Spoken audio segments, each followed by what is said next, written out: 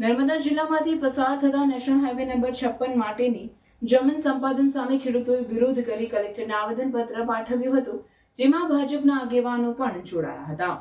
નર્મદા કલેક્ટરને પાઠવેલા આવેદનપત્રમાં જણાવાયું છે કે અરજદારોની જમીનો નર્મદા જિલ્લામાં કિલોમીટર 132+250 થી કિલોમીટર 119+700 રાષ્ટ્રીય ધોરીમાર્ગ નંબર 56ના નિર્માણ, જાળવણી, વ્યવસ્થાપન અને સંચાલન માટેના જાહેરનામું પ્રસિદ્ધ કરી જમીન સંપાદન કરવાની આશયની જાહેરાત કરેલ હતી.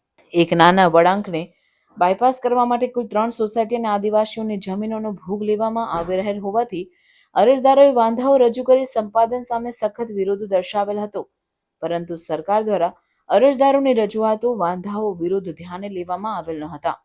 જમીન સંપાદનની કાર્યવાહી થશે તો ખેડૂતોની જમીનમાં રોડ બનાવવામાં આવે તો અરજદારોની જમીનના ટુકડા થઈ જાય તેમ આજુબાજુની જમીનમાં પાણી ભરાઈ જવાની ભીતિ સેવાઈ રહી છે. આ કારણે સંપાદન થયેલ જમીન સિવાયની જમીનમાં પણ પાક લઈ શકશે નહીં તેમ કહી ખેડૂતોની જમીન સંપાદન ન કરવાની રજૂઆત કરી નર્મદા કલેક્ટરને આવેદન આપ્યું હતું. સંપાદન સામે ખેડૂતોનો સખત વિરોધ હોવા છતાં સરકારના અલ્લડ વલણ સામે ઉગ્ર આંદોલનની ચીમકી પણ ઉચ્ચારી હતી.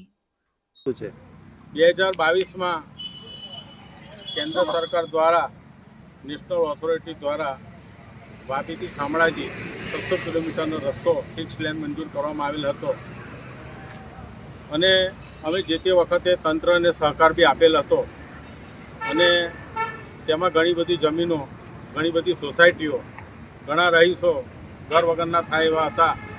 અમે એમને કીધેલું કે ભાઈ આનું ડાયવર્ઝન આપો અને રસ્તાને થોડોક સાઈડ પર લો, પણ તે વખતે એવું કહેવામાં આવ્યું કે જો કંઈક થશે તો અમે તમારું સાંભળીશું અને એમાં જે તે નિર્ણય લઈશું.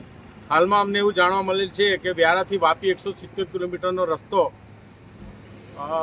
પેપરમાં 2-3 દિવસ પર જાહેરાત આવી હતી કે ભાઈ રસ્તો કેન્સલ કરવામાં આવ્યો છે.